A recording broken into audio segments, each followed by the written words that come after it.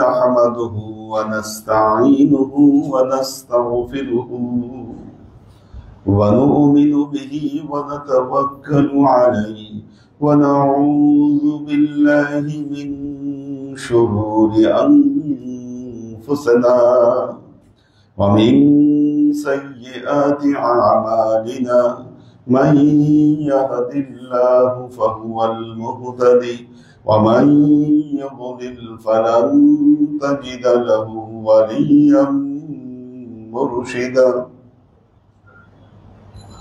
فنشهد أن لا إله إلا الله وحده لا شريك له ونشهد أن سيدنا وسندنا ونبينا محمدا صلى الله عليه وسلم فصلى الله تعالى عليه وعلى آله وأزواجه وذريته وأهل بيته وأحبابه وأصحابه الأجمعين إلى يوم القيامة. وقال الله تعالى في كلامه المجيد وفرقانه الحميد ما كان محمد أبا أحد من رجالكم ولكن رسول الله وخاتم النبيين وكان الله بكل شيء عليما. إن الله وملائكته يصلون على النبي يا أيها الذين آمنوا صلوا عليه وسلموا تسليما. اللهم صل الله عليه وسلم صلى الله على محمد صلى الله عليه وسلم. আল্লাহ আরশের সাহিব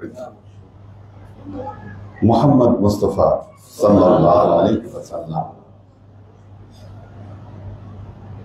শেষ জামানা সকল মানুষের জন্য মহানে আমার আল্লাহ নবীর শানে বলেছেন ওমা আরসালনাকা ইল্লা রাহমাতাল লিল আলামিন।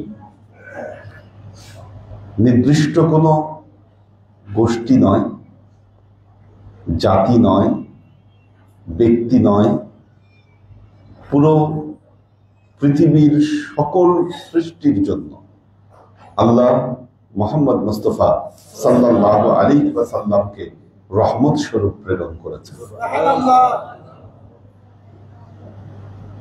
এক মহাবিশ্বর পৃথিবীর জন্য মুহাম্মদ রাসূলুল্লাহ সাল্লাল্লাহু আলাইহি ওয়াসাল্লাম। আপনি পৃথিবীতে যত ধর্ম বিচার করবেন, বিশ্লেষণ করবেন, ইসলাম হচ্ছে লেটেস্ট ধর্ম। আর আল্লাহ নবীর বিস্ময়কর অবদান ছিল যে পৃথিবীর সবচাইতে অবহেলিত এই বাচ্চাগুলো যেন কেউ না উঠে, এদের একদম সব ধরে বসায় রাখেন, আর বের করলে একদম বের করে দেন, বারবার উঠানামা করতেছে এরা। এই দরজাটা লাগাই দেন, এটা কেউ ঢুকতে চাইলে ঢুকতে দিবেন। আচ্ছা, তো পৃথিবীর এক মহাবিশ্বই তিনি মুহাম্মদ মুস্তাফা সাল্লাল্লাহু আলাইহি ওয়াসাল্লাম বিশেষ করে আরব জাতির মতো অবহেলিত একটা জাতিকে যে উন্নতির চরম শিখায় আল্লাহর নবী নিয়ে আসলেন তার হেদায়েতি জিন্দেগিতে, যে যে জাতি তারা খেতে পারত না, চলতে পারত না, কিন্তু আল্লাহর নবীর শিক্ষায় তারা এমন পরশ পাথরে পরিণত হলো যে খলিফা ওমর রাদিয়াল্লাহু তাআলা আনহুর সময় এসে এই জাতি পৃথিবীর শাসনকর্তা, তারা পৃথিবী শাসন করছে। খলিফা ওমর দারিদ্রতাকে এমন ভাবে দূরীভূত করলেন যে তার সময় মানুষ সাদকা নিয়ে, দান নিয়ে দাঁড়ে দাঁড়ে ঘুরছে, কিন্তু দান গ্রহণ করার মতো কেউ নেই। এই যে একটা মানবিক চেতনা মানুষের মধ্যে তৈরি করা, এটা আল্লাহর নবীর পক্ষে সম্ভব হয়েছিল বলেই, আর মুসলিম জাতি আল্লাহর নবীর এই শিক্ষাকে গ্রহণ করেছিল বলেই মুসলমানেরা সারা পৃথিবীতে শৌর্য, বীর্য, নেতৃত্ব, জ্ঞান, বিজ্ঞান সবকিছুর স্বর্ণ শিখরে পৌঁছে গিয়েছিল। আবার সেই জায়গা থেকে যখন নবীর মূল আদর্শকে ছেড়ে দিয়েছে, নবীর আদর্শ থেকে দূরে সরে আসছে, আল্লাহ তাদেরকে চরম অপমানিত, পদদলিত, পৃথিবীতে লাঞ্ছিত, অপমানিত করেছেন এই মুসলমান জাতিকে। আজকে সারা পৃথিবীতে মুসলমান নিধন চলছে, কেউ কোনো কথা বলছে না, কারণ নবীর আদর্শে কেউ নাই। ওই জায়গা থেকে তাদের বিচ্যুতি ঘটেছে। সবচাইতে আশ্চর্যের বিষয় হচ্ছে বাংলাদেশে অনেক ইসলামিক দল আছে, তারা দেশের বিভিন্ন সমস্যা নিয়ে তারা কথা বলছেন, আমাদের এইটা প্রয়োজন, ওইটা প্রয়োজন, নির্বাচন প্রয়োজন, এই প্রয়োজন, সেই প্রয়োজন। কিন্তু আশ্চর্যের ব্যাপার হলো এই যে গাজায় হত্যাকাণ্ড, আজকে নতুন করে আবার লেবাননে হামলা চালাচ্ছে, এর বিরুদ্ধে একটা স্টেটমেন্ট কেউ দেয়নি, জোরালো কোনো স্টেটমেন্ট আসেনি। কারণ আপনি বলতে পারেন আমি স্টেটমেন্ট দিয়ে কি করবো, হ্যাঁ আপনার স্টেটমেন্টে কিছু হবে না, কিন্তু আপনার স্টেটমেন্টে একটা জনমত তৈরি হতে পারে। আমরা আজকে এখান থেকে বলছি, আপনি বলবেন হুজুর আপনি বলে কি করবেন। যখন ইব্রাহিম আলাইহিস সালামকে, একটা ঘটনা হলো, ইব্রাহিম আলাইহিস সালামকে যখন নমরুদ অগ্নিকুণ্ডে যখন নিক্ষেপ করলো, তখন একটা টিকটিকি, একটা ঘটনার বর্ণনায় আসছে, টিকটিকি সে গিয়ে ফু দিচ্ছে। সবাই বলতেছে তুমি ফু দিচ্ছ, তোমার ফুতে কি আগুন নিববে? সে বলল আগুন নিববে না আমি জানি, কিন্তু পৃথিবীতে সাক্ষী হয়ে থাকবে যে না আমি ফু দিয়ে তাও নেবানোর চেষ্টা করছি। আমার ফুতে আগুন নিববে না, কিন্তু পৃথিবীর ইতিহাসে লেখা থাকবে যে না আমি চেষ্টা করছি, বা আমি এর বিরুদ্ধে আমার অবস্থান ছিল। আপনার স্টেটমেন্টে কিছু হবে না, আপনি তো একটা কথা বলতে পারেন যে না এটা হত্যাকাণ্ড, এটা জেনোসাইড। কেউ কিছু বলছে না, কেন? ক্ষমতা, সম্পদ, মোহ, লোভ, লালসা। খলিফা ওমর এমন ভাবে মোটিভেশন করলেন, মানুষ দান নিয়ে ঘুরতেছে, দান গ্রহণ করার মতো কেউ কাউকে পাচ্ছে না। তার কারণ হচ্ছে প্রয়োজনের অতিরিক্ত কেউ গ্রহণ করতে রাজি না। কিন্তু আজকে যদি আমরা বাংলাদেশের প্রেক্ষাপটে আমরা যদি তাকাই, একজন ড্রাইভার 400 কোটি টাকার মালিক, কোথায় নবীর আদর্শ বলেন? আর বহু মানুষ রাস্তার পাশে পড়ে থাকে, না খেয়ে মানুষ মারা যায়, একজন ড্রাইভার হয় 400 কোটি টাকার মালিক। এই যে ছাগল মতিউর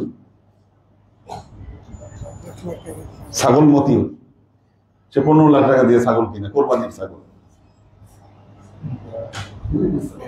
তো মানুষের যে এই ধর্মীয় মূল্যবোধ, এই জায়গাটায় এমন অবস্থায় এসে পৌঁছেছে, একমাত্র কারণ হচ্ছে আমরা মুহাম্মদ মুস্তাফা সাল্লাল্লাহু আলাইহি ওয়াসাল্লামের নীতি আদর্শ থেকে আমরা দূরে সরে আসি। আল্লাহর আশিক ও সালিক বৃন্দ, এই জন্য আল্লাহর নবীকে এমন ভাবে আমাদের চর্চা করা উচিত, মুসলমানরা যখন যতবার পৃথিবীর নেতৃত্বে গিয়েছেন, মনে রাখবেন এই মুসলমানদেরকে সেই নেতৃত্ব থেকে সরানোর জন্য যুগে যুগে ইহুদি খ্রিস্টানরা মুসলমানদের বিরুদ্ধে ষড়যন্ত্র করেছেন।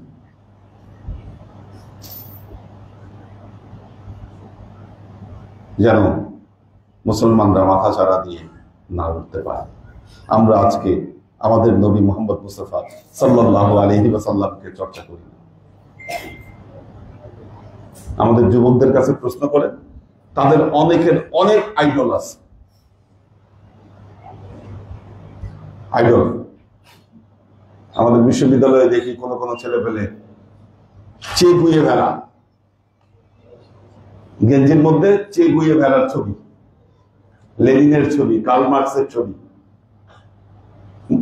মুসলমান ঘরের ছেলে, তার লেনিনের ফিলোসফি ভাল লাগে, কার্ল মার্কসের ফিলোসফি ভাল লাগে, না মাওয়া সেতুংয়ের ফিলোসফি ভাল লাগে, চেগুয়ে ভেড়ার ফিলোসফি ভাল লাগে, কিন্তু সে জানেই না মুহাম্মদ মুস্তাফা সাল্লাল্লাহু আলাইহি ওয়াসাল্লামের মধ্যে কি আছে। কারণ পশ্চিমা বিশ্ব আল্লাহর নবীকে নিয়ে এমন কিছু অপপ্রচার করেছে, আর সেগুলো তারা এমন ভাবে খেয়েছে কি একদম তাদের জীবন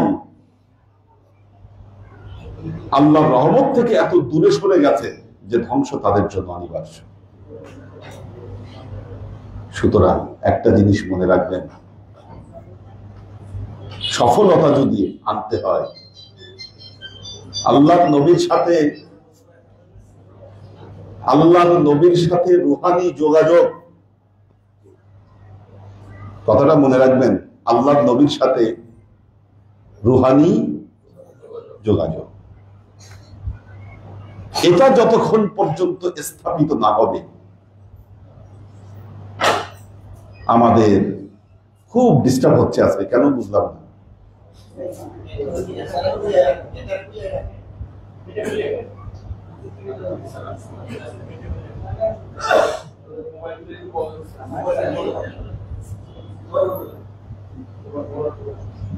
আজকে ডিস্টার্ব খুব বেশি হচ্ছে। আচ্ছা, তো দেখেন আল্লাহর নবীর সাথে যোগাযোগ কোনটা? রুহানি যোগাযোগ। এটা যতক্ষণ পর্যন্ত আপনার স্থাপিত না হবে ততক্ষণ পর্যন্ত আপনার জীবনের শান্তি, আপনার জীবনের উন্নতি কোনোটাই স্থাপন করা সম্ভব হবে না। আমাদের রুহানি যোগাযোগ প্রয়োজন। এখন আপনি বলবেন হুজুর রুহানি যোগাযোগটা আবার কি? এই জিনিসটা কি? ইহুদি খ্রিস্টানদের অপপ্রচারের কারণে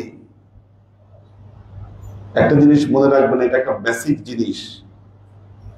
আমাদের ভেতরে কোনো কোনো আলেম এরকম ফতোয়া দেন, আল্লাহর নবী ইন্তেকাল করেছেন, এই দুনিয়ার সাথে ওনার সমস্ত সম্পর্ক ছেদ হয়েছে, সমস্ত সম্পর্ক ছেদ হয়েছে, ঠিক আছে, তিনি এখন আর ওনার সাথে আমাদের আর যোগাযোগের কোনো উপায় নেই। আচ্ছা, একটা জিনিস আমি আপনাদেরকে কিছু যুক্তির কাঠ করাই, দাঁড় করাই। আল্লাহর নবী বলেছেন যে তোমরা যখন আমার রওজা জিয়ারত করতে যাবা, সুন্নতি পদ্ধতি কি? সুন্নত পদ্ধতিটা কি? আসসালামু আলাইকা ইয়া রাসূলুল্লাহ। আল্লাহ নবীর ইয়া থেকে সবাই সালাম দেয়, আসসালামু আলাইকা ইয়া রাসূলুল্লাহ, হে রাসূল আপনাকে সালাম। আপনারাই বলেন কোন অনর্থক কাজের নির্দেশ কি আল্লাহর নবী দিতে পারেন? তাহলে আপনি যখন আল্লাহর নবীর রওজার সামনে গিয়ে আপনি সালাম দিচ্ছেন, নবী কি সেই সালাম শুনতে পান না? যদি তিনি শুনতে না পাইতেন তার উম্মতকে বলতেন না যে তুমি আমার রওজার সামনে দাঁড়ায় তুমি কি করবা? আমাকে সালাম দিবা। এখন সালাম দেওয়া কি সুন্নাত, সালামের জবাব দেওয়া ওয়াজিব। তাহলে তিনি যদি সালাম শুনতেই পান, তিনি কি সালামের জবাব দেন না? দেন। তিনি সালামের জবাব, অবশ্যই তিনি সালামের জবাব দেন। কেউ হয়তো শুনতে পায় কখনো কালে ভদ্রে, এমন অনেক মানুষের অভিজ্ঞতা আপনারা পুরনো মানুষের শুনবেন যে না সালাম তারা ফেরত পেয়েছেন আল্লাহ নবীর রওজা থেকে, পেয়েছেন। আল্লাহ নবী বলেছেন, একদিন বললেন তোমরা আমার উপর বেশি বেশি দরুদ পেশ করো। কেন?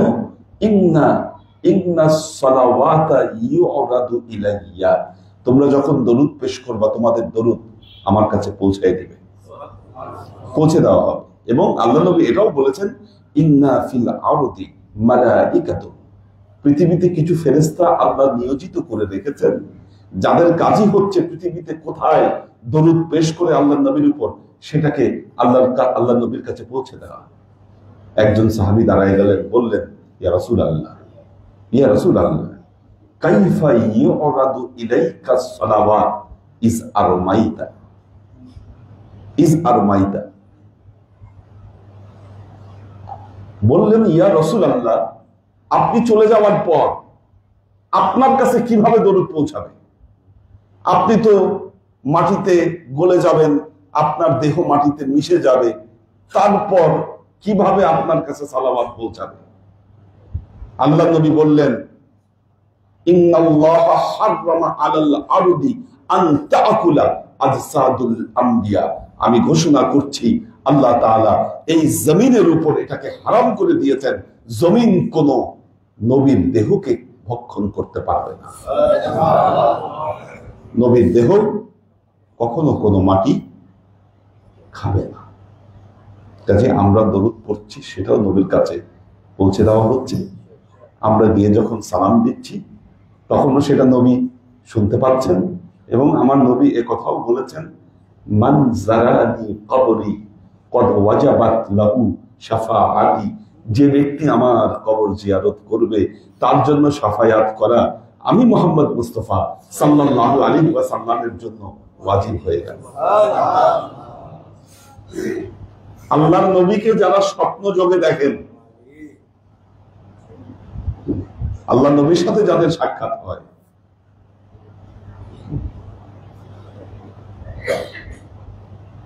এটাও একটা রুহানি যোগাযোগ।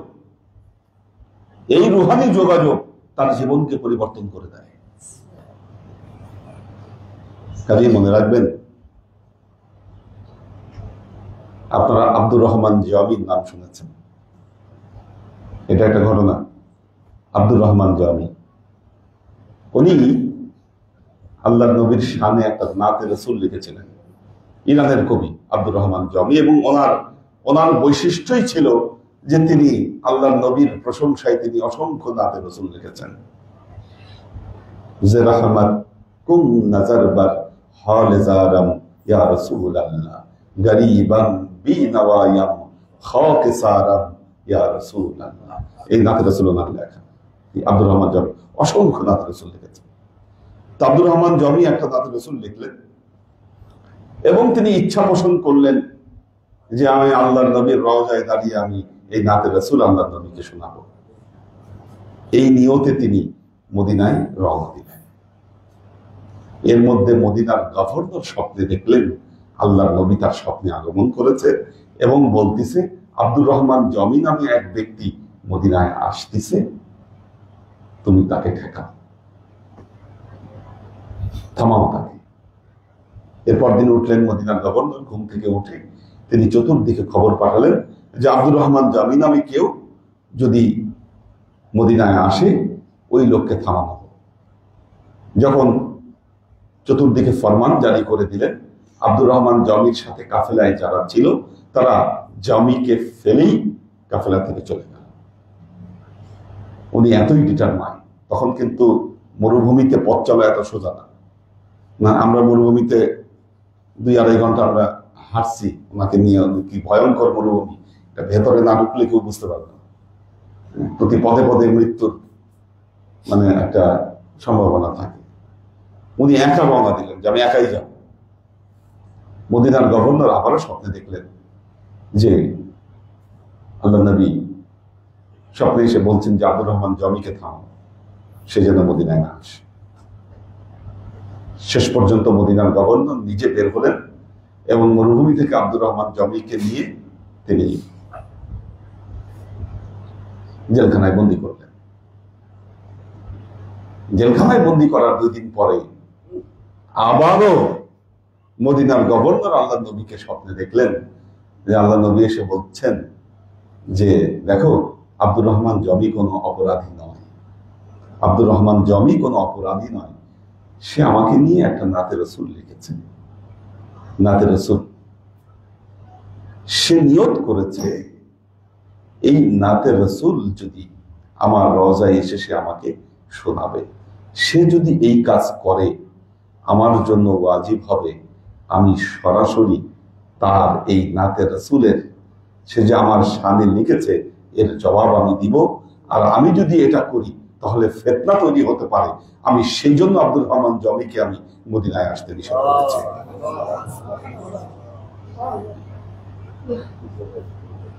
কত কবি কত কবিতা লেখে, বালাগাল উলা বিকামালিহি কাশাফাত তুজা বিজামালিহি হাসানাত জামিউ খিসালিহি সাল্লু আলাইহি ওয়া আলিহি। দেখেন অনেকের মুখস্থ এটা। আমার বিশ্বাস পৃথিবীতে এই 4 লাইন কি, এই 4 লাইনের কবিতা পৃথিবীতে যত পড়া হয়, এত কবিতা, এত মশহুর কবিতা কোনটাই হয় না। মুসলমান কমিউনিটি যেখানে আছে সবাই প্রায় জানে এই কবিতা, আরবিতে লেখা। এটা লিখেছিলেন শেখ সাদি। শেখ সাদি দেখেন অবিনশ্বর কাকে বলে, একটা মানুষ মরে গিয়েও কিভাবে জীবিত থাকে। আমরা আজকে 700 বছর পরেও শেখ সাদিকে আমরা স্মরণ করছি, শেখ সাদিকে স্মরণ করছি। পৃথিবীতে অনেক মানুষ আছে, অনেকেই আপনারা হয়তো যদি বলি যে আপনাদের দাদার দাদার নাম বলেন, বলতে পারবেন না, বলতে পারবেন না। কিন্তু শেখ সাদির নাম আমরা আজও আজকে স্মরণ করছি। এই যে কবিতাটা যখন শেখ সাদি লিখেছিলেন, তিনি প্রথম 3 লাইন লিখেছেন শেখ সাদি, বালাগাল উলা বিকামালিহি কাশাফাত তুজা বিজামালিহি হাসনাত জামিউ খিসালিহি বালাগাল উলা বিকামালিহি। তিনি কামালিয়াতের সর্বোচ্চ পর্যায়ে পৌঁছে গেছেন। আল্লাহ নবীর ব্যাপারে বলছেন কাশাফাত তুজা বিজামালিহি, তিনি তার সৌন্দর্য দিয়ে পুরো জগৎকে আলোকিত করেছেন। হাসনাত জামিউ খিসালিহি, তার ভেতরে সকল উত্তম চরিত্র একত্রিত হয়েছে। এই পর্যন্ত লিখে উনি আর পারছেন না, টেবিলে মাথা দিয়ে ঘুমিয়ে গেছেন। ঘুমের মধ্যে দেখেন আল্লাহ নবী উপস্থিত, বলতেছে সাদি তুমি কি চিন্তা করো? বলছি ইয়া রাসূলুল্লাহ, আমি আপনাকে নিয়ে একটু 4টা লাইন কবিতা লিখতে চেয়েছিলাম, 3 লাইন লেখার পর আমি আর 4র্থ লাইন খুঁজে পাচ্ছি না। আল্লাহ নবী বললেন সাদি তুমি লিখে দাও, সাল্লু আলাইহি ওয়া আলিহি। উনি ঘুম থেকে উঠলেন না, 4 নম্বর লাইনটা উনি লিখে ফেললেন। এই যে নবীর সাথে সংযোগ, দেখেন রুহানি যোগাযোগ, কোন কারণে কোনোভাবে আল্লাহ নবীর সাথে তার এই যোগাযোগটি তৈরি হয়েছে। আজকে তাকে পুরো পৃথিবী সাদিকে চিনে, শেখ সাদিকে। কাজেই আল্লাহর আশিক ও সালেক বৃন্দ, মনে রাখবেন জীবনের যত কিছু করেন, যত কিছুই করেন না কেন, মুহাম্মদ মুস্তাফা সাল্লাল্লাহু আলাইহি ওয়াসাল্লামের সাথে যদি আপনাদের রুহানি যোগাযোগ যদি তৈরি না হয়, আপনার জীবন ব্যর্থ, বৃথা যাবে আপনার জীবন। এবং উম্মতে মুহাম্মদী হিসেবে আল্লাহ আমাদেরকে পৃথিবীতে পাঠিয়েছিল, এই জবাব আমরা আল্লাহর কাছে কোনোভাবে দিতে পারবো না, কারণ প্রমাণিত হবে যে আমরা এই নিয়ামতের শুকরিয়া আদায় করিনি। শুকরে নিয়ামত নিয়ামত আফজুন কুনা কুফরে নিয়ামত আজকাফাত বীরুন কুনা। আমরা এই নিয়ামতের শুকরিয়া আদায় করতে পারিনি, এটাই প্রমাণিত হয়। যুগে যুগে ওলিয়া উলিয়াগণ, যুগে যুগে ওলিয়া আউলিয়াগণ মানুষকে এই শিক্ষাই দিয়ে গিয়েছেন যে কিভাবে আল্লাহর নবীর সাথে মানুষের এই যে মানুষের যে রুহানি যোগাযোগ, এই যে তরিকার মূল উদ্দেশ্য এটা, মূল উদ্দেশ্য এটা। আমাদের কালেমার 2টো পার্ট, কালেমার 2টো পার্ট, লা ইলাহা ইল্লাল্লাহ মুহাম্মাদুর রাসূলুল্লাহ। একটা হলো তাওহীদ, একটা হলো রিসালাত। যখন আপনি এই দুটোর উপর সমানভাবে প্রতিষ্ঠিত হতে পারবেন, তখন বোঝা যাবে আপনি পরিপূর্ণ মুমিন। একটাকে বাদ দিয়ে একটার উপর প্রতিষ্ঠিত হলে আপনাকে মুমিন বলা যাবে না। আমাদের সমাজে একদল বের হয়েছে, তারা বলতে চায় কালেমা নাকি শুধু লা ইলাহা ইল্লাল্লাহ, মুহাম্মদ রাসূলুল্লাহ কালেমা নয়, নাউযুবিল্লাহ। এরা একেবারে প্রকাশ্য ইহুদি খ্রিস্টানদের দ্বারা।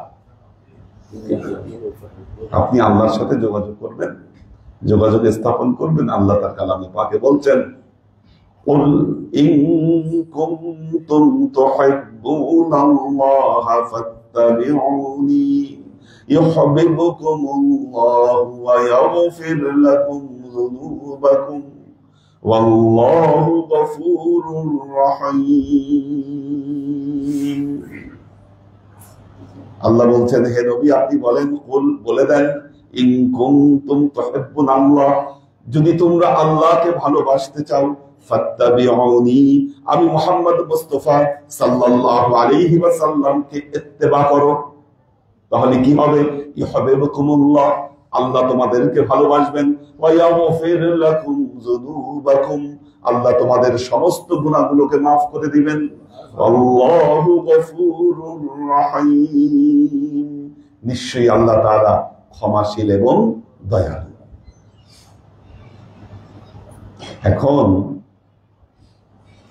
এখন কি বলছেন? ফাত্তাবিউনি, ফাত্তাবিউনি। এই যে রূহানি যোগাযোগের কথা বলছি,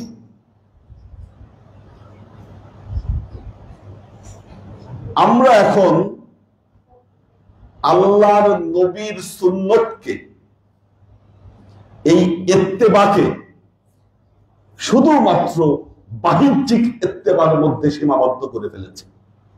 বাহ্যিক ইত্তেবা কেমন? আল্লাহ নবী দাঁড়িয়ে রাখতেন, দেখা গিয়েছে, দাঁড়িয়ে রাখতেন, আমরাও দাঁড়িয়ে রেখেছি। আল্লাহ নবী মাথায় টুপি পরতেন, আমরাও টুপি পরেছি। আল্লাহ নবী লম্বা জামা পরতেন, আমরাও লম্বা জামা পরছি। বাহ্যিক সমস্ত সুন্নত আমরা আল্লাহ নবীর ফলো করছি। কিন্তু আল্লাহ নবী যে তার জীবনে কোনোদিন মিথ্যা কথা বলেন নাই, তিনি আল আমিন ছিলেন, এই সুন্নত আমার মধ্যে আসেনি। আল্লাহ নবী কোনোদিন কারো উপর জুলুম করেন নাই, এই সুন্নতকে আমি ধারণ করতে পারি নাই। আল্লাহ নবী কোনোদিন অন্যায়কে প্রশ্রয় দেন নাই, কি এই সুন্নত আমি আমার মধ্যে ধারণ করতে পারিনি। এই জন্য দেখা যাচ্ছে একজন বিসিএস এর প্রশ্ন বিক্রি করে, ওনাকে জিজ্ঞাসা করা হয়েছে প্রশ্ন বিক্রি করে কি করছেন? আল্লাহ রাস্তায় খরচ করছে। আল্লাহ রাস্তায় খরচ করছে সে প্রশ্ন বিক্রি করার। কেন? উনি ওনার ফেসবুক আইডি খুললে দেখা যাচ্ছে যে সব খালি নামাজ পড়ার ছবি, গাড়িতে বসে নামাজ পড়তেছে এই ছবি, মাঠে দাঁড়ায় নামাজ পড়তেছে এই ছবি। ছবি তো ওনার তো বাহ্যিকতা প্রমাণ করছে যে উনি পাক্কা মুসলমান, পাক্কা মুমিন। কাজে আমরা এই যে এই মুহূর্তে সবার মাথায় টুপি, এখানে যখন আসতেছেন মাশাআল্লাহ সবাই তো খুব চমৎকার, এখান থেকে বের হয়ে গেলে দেখবেন আপনার এই বাহ্যিক পাঞ্জাবি টুপির আড়ালে যে সত্তাটা লুকিয়ে আছে, এই সত্তাটা যতক্ষণ পর্যন্ত মুহাম্মদ রাসূলুল্লাহ সাল্লাল্লাহু আলাইহি ওয়াসাল্লামকে অনুসরণ করতে না পারবে, ততক্ষণ পর্যন্ত মুমিন হওয়ার সুযোগ আপনার নাই। এবং আপনার রাসূলের সাথে যে রূহানি যোগাযোগ, এই যোগাযোগ স্থাপনের সুযোগ আপনার হবে না।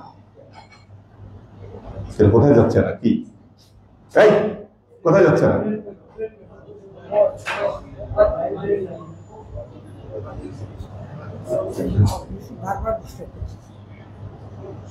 আপনারা কি করতেছেন? এটা তো থামতে পারতেছেন না।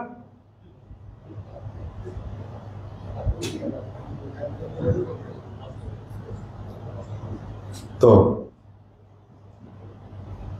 এই যে খেয়ে হারাই ফেলতেছি, ঠিক আছে? হ্যাঁ হ্যাঁ, এই যে ভেতরের যে সত্তাটা, এটা যতক্ষণ পর্যন্ত আমরা মুহাম্মদ মুস্তাফা সাল্লাল্লাহু আলাইহি ওয়াসাল্লামের আদলে আমরা না করতে পারবো, ওই যে রূহানি যোগাযোগ, এটা আমাদের পক্ষে কখনোই সম্ভব না, সম্ভব না। এটা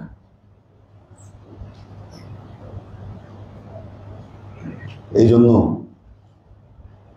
আমাদের যুগ এমন ভাবে পরিবর্তিত হচ্ছে, শেষ জামানার লোক আল্লাহ কোরআনে বলেছেন সুল্লাতুম মিনাল আউয়ালিনা ওয়া কলিলুম মিনাল আখিরিন।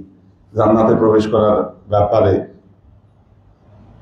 শেষ জামানা থেকে কম মানুষ যাবে, আগের জামানা থেকে অনেক বেশি মানুষ যাবে। আমাদের পূর্ববর্তী যারা ছিলেন,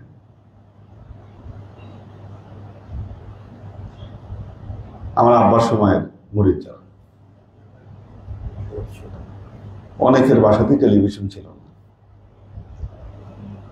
পুরোনো মুরিদরা টেলিভিশনও দেখত।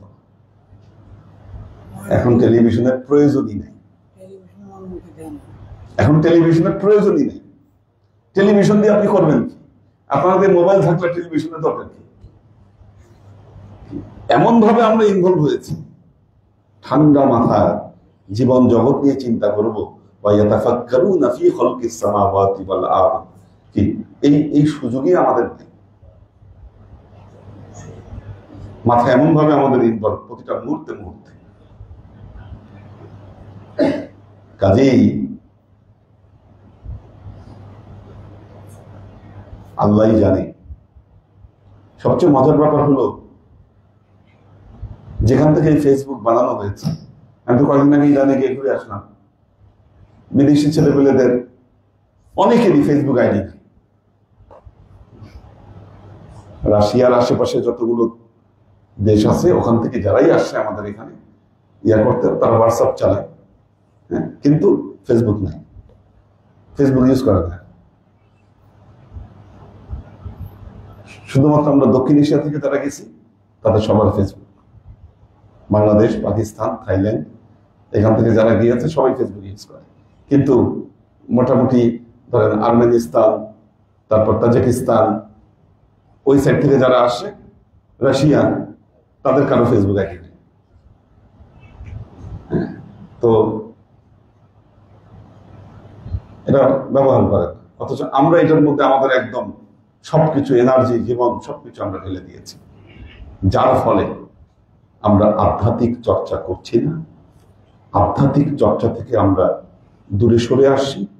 আমাদের ধ্যান, জ্ঞান, জিকির, আজকার, এই যে আধ্যাত্মিক জগতে আমাদের পদচারণা, এগুলা থেকে আমরা অনেক দূরে সরে আসছি। আমার আব্বার শিক্ষা খুব কঠিন ছিল। উনি প্রথমেই মানুষকে শিক্ষা দিতেন নফস দমনের শিক্ষা। আর পুরনো মুরিদদের মধ্যে নফস দমনের শিক্ষা যত দিতেন, যেটা দমন করা হয় বেশি, সেটা আবার ফুসে উঠে।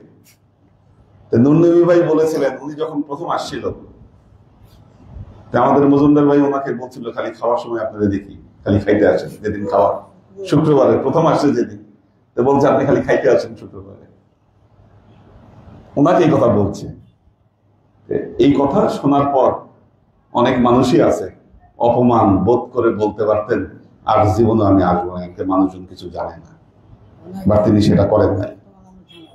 আচ্ছা, কিন্তু তিনি সেটা করেননি, যার ফলে এই যে নফস দমনের যে শিক্ষা, এই জিনিসগুলো এখন আমাদের থেকে অনেক দূরে চলে গেছে,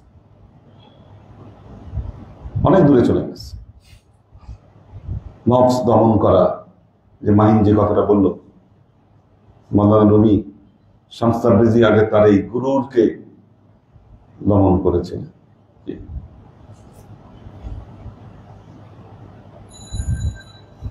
তো আমাদের ভেতর থেকে এগুলো দূর হচ্ছে না, দূর হচ্ছে না বলি ভেতরে কিছু আমাদের ঢুকছে না। একটা কলসিতে তখনই পানি ভরতে পারবেন যখন সেটা খালি থাকবে, ভরা কলসিতে কিছু দেয়া যায় না। আল্লাহ আমাদেরকে তৌফিক দান করুন। হ্যাঁ, আচ্ছা আচ্ছা। এবং এই জন্য মৌলানা রুমি একটা উদাহরণ দিয়েছেন, যে বাঁশির উদাহরণ যে দেওয়া হয়, বাঁশির ভেতরে ফাঁকা, ফাঁকা না থাকলে বাঁশিতে সুর বাজবে না। কাজে আমরা আমাদের মানুষের ভেতরটা যখন আমরা ভরা রাখবো, দেখবেন এখন সবাই জ্ঞানী, সবাই জ্ঞানী। ডাক্তারি আমাদের দেশে তো সবাই ডাক্তার, আমাদের দেশে কিন্তু সবাই ডাক্তার, যে যার মতো ওষুধ দিয়ে দেয়, প্রেসক্রাইব করে, সার্টিফিকেট থাকা লাগে না, ডাক্তারি ডিগ্রি থাকা লাগে না। আপনি দেশের বাইরে যদি প্রেসক্রিপশন লেখেন কেউ ডাক্তারি ইয়া ছাড়া, খবর আছে, এবং প্রেসক্রিপশন ছাড়া ওষুধও পাওয়া যায়, ওষুধই দেয় প্রেসক্রিপশন ছাড়া। আমাদের দেশে দেখবেন এটা লাগে না, সবাই ডাক্তার। ঠিক তেমনি ফতোয়া দিতে আমাদের দেশে কোনো ডিগ্রি থাকা লাগে না, সবাই মুফতি। আমাদের ঘরে ঘরে মুফতি, যিনি হয়তো কোরআন ঠিক মতো নাও পড়তে পারেন, সেও ফতোয়া দিয়ে দিচ্ছে এটা হারাম, এটা বেদাত, এটা শিরক, বহুত কিছু। এই যে আমাদের এই অবস্থা,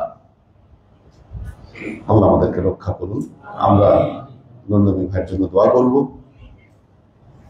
আল্লাহ যেন তাকে জান্নাতে, তাকে উঁচু মাকামে যেন আল্লাহ তাকে যেন রাখেন। এবং আমাদের মানিক মাহিনের আম্মা, ওনাদের জন্য আমরা দোয়া করব, ওনাদের সবার জন্য আর কি, আত্মীয় স্বজনের, আল্লাহ যেন সবাইকে ভালো রাখে এবং যারা আছে তারা যেন সুস্থ অবস্থায় যেন থাকে। আমাদের মনোরঞ্জন মানিক অনেকদিন ধরে অসুস্থ, আল্লাহ যেন তাকে সুস্থ করে দেয়। ঠিক আছে,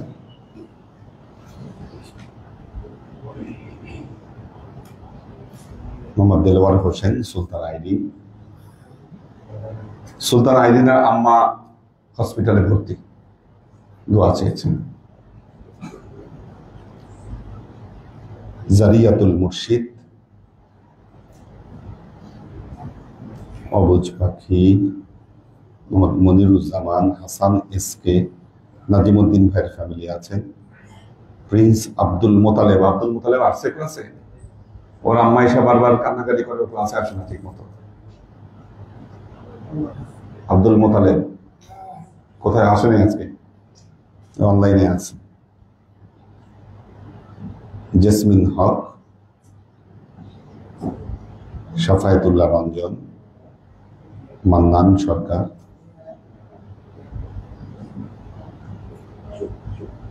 সোহেল মিতু ইসলাম, দেলোয়ার হোসেন, মারুফ হাসান, ওমর শরীফ, সৈয়দা আমরিন শরীফ, আফসান রাহাত, ওমর ফারুক, আব্দুল হাফিজ ভাই আছেন, রফিউর রহমান, কৈতর বিথি, কামরুল আনাম,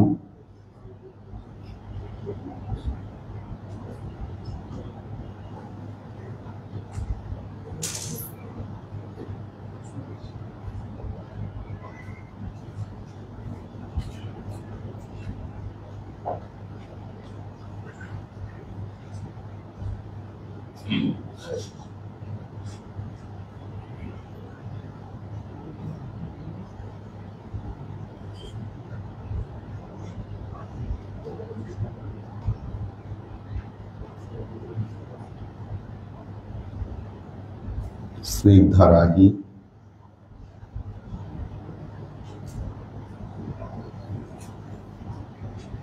হিমাল মাহমুদ, আবু নোমান আল কাদেরি, ফারহান আহমেদ, জাহাঙ্গীর আলম চিশতি, মাহফুজুল হক উজ্জ্বল, মোহাম্মদ সিয়াম হোসেন, তোফাজ্জল হক, সুরভি আক্তার নিপা, একে আজাদ, মাহবুবুর রহমান। তো সবাই আমরা দোয়া করবো ইনশাআল্লাহ, ওনার জন্য দোয়া করবেন। ওনাদের ফ্যাক্টরি কি ওটা খুলছে, যেটা বন্ধ হয়েছিল? পরশুদিন খুলেছে। আচ্ছা আচ্ছা আচ্ছা, বুধবার খুলেছে। তো আল্লাহ যেন সবার ব্যবসা বাণিজ্য, আল্লাহ সবাইকে যেন ভালো রাখে, দেশের অবস্থা যেন ভালো থাকে। এটা খুব জরুরি বিষয়, কারণ দেশের জিডিপি যেখান থেকে আসে, এগুলো বন্ধ করে দিলে তো সর্বনাশ। হ্যাঁ, পরে দেখি। وأشرق البدر علينا واقتفت منه البدور مثل حسنك ما رأينا قط يا وجه السرور.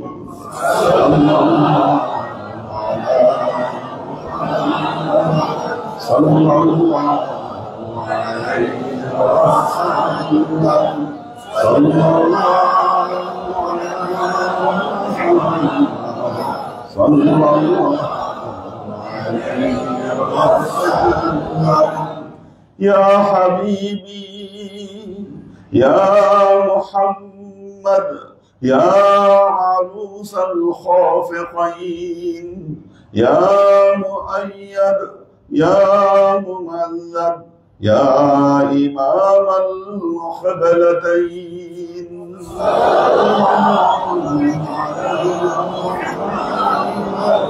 صلى الله عليه وسلم صلى الله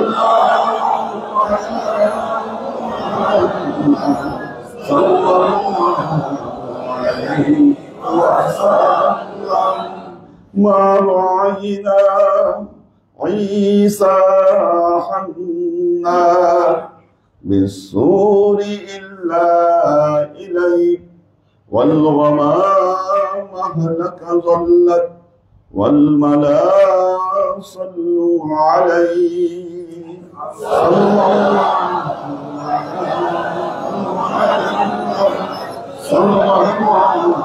عليه وسلم صلى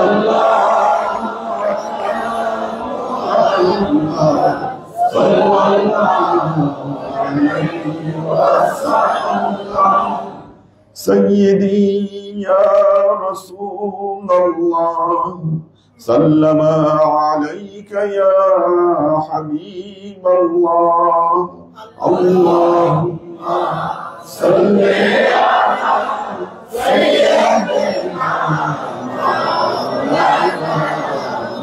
محمد وعلى آله سيدنا مولانا محمد اللهم صل على سيدنا مولانا محمد وعلى آله سيدنا مولانا محمد بلغ العلا بكماله كشف الدجى بجماله حسنت جميع خصاله سلموا عليه وآله سلموا يا قوم صلوا على صبر الأبي مصطفى ما جاء إلا رحمة للعالمين اللهم آمين.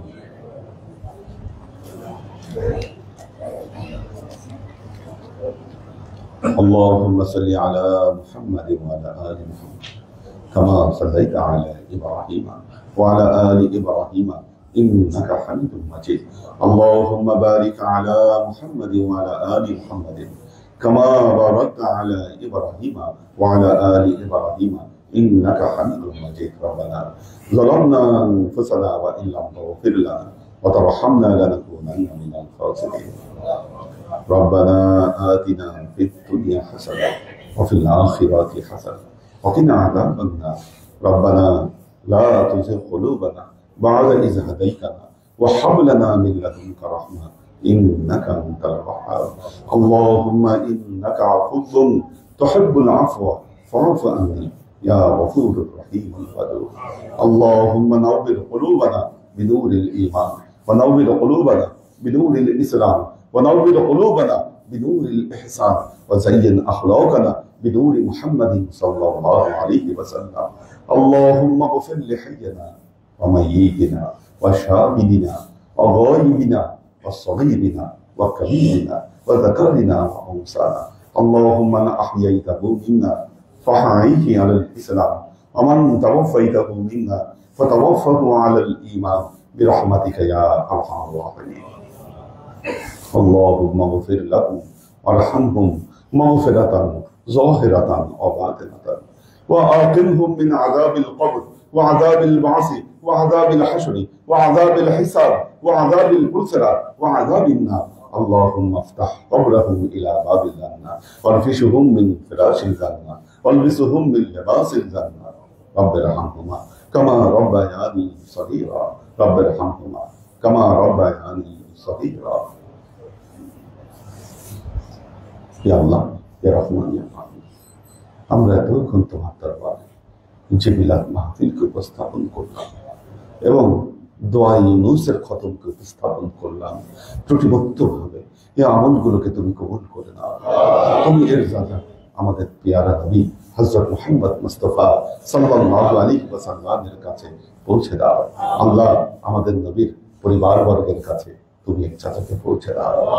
এই দুনিয়ার সমস্ত আম্বিয়ায়ে কেরাম, সাহাবায়ে কেরাম, তাবেঈন, তাবেঈন, ওয়ালি আউলিয়া, গৌস কুতুব, আমাদের মা বাবা, ভাই বোন, আত্মীয় স্বজন, এই দরবার থেকে যত পীর ভাই বোন চলে গেছে সবার রূপে আল্লাহ তুমি এর চাচাকে পৌঁছে দাও।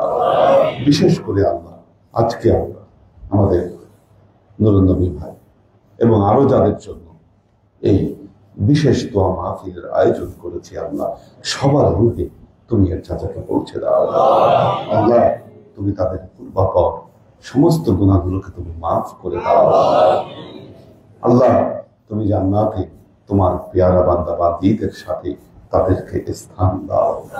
তুমি তাদের কবরকে জান্নাতের সাথে সংযোগ স্থাপন করে দাও। জান্নাতি লেবাস পরিয়ে তাদেরকে ধন্য করে দাও।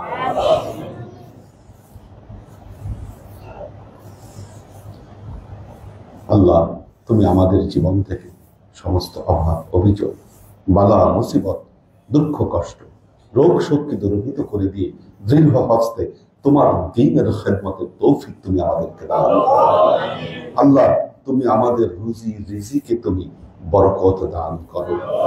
সমস্ত বালা মুসিবত থেকে তুমি আমাদেরকে হেফাজত করো। আল্লাহ সমস্ত কঠিন রোগ বালাই থেকে তুমি আমাদেরকে রক্ষা করো। আল্লাহ আমাদের জীবনে তোমার পেয়ারা হাবিব হযরত মুহাম্মদ মুস্তাফা সাল্লাল্লাহু আলাইহি ওয়াসাল্লামের ফয়েজ ও বরকত আল্লাহ তুমি দান করো। সুবহান রাব্বিকা রাব্বিল ইজ্জাতি আম্মা ইয়াসিফুন সালামুন আলাল মুরসালিন আলহামদুলিল্লাহি রাব্বিল আলামিন ওয়াজআল আখির কালিমাতিনা ইনদাল মাউত লা ইলাহা ইল্লাল্লাহ মুহাম্মাদুর রাসূলুল্লাহ সাল্লাল্লাহু আলাইহি ওয়া সাল্লাম।